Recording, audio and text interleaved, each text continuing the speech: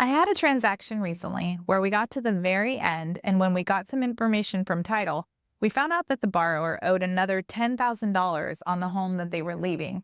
When you're moving from one place to another, it's really important for us to know all the numbers. We're going to know what you're going to be selling your house for currently, what you should be walking away with, so we know what we can put down on the next house or what debts we want to pay off to make sure your monthly makes sense with the money that you're making from the first house.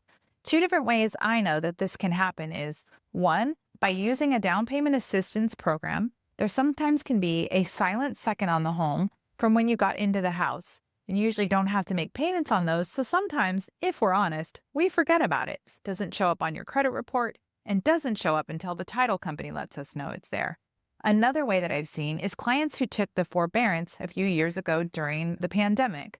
They were allowed not to make payments for a few months and told, you know, everything will be fine. Everything was fine. It didn't report to their credit though. And so those payments actually became payments that are due later and they don't report again until we go to the title report that says, hey, they still have this balance here.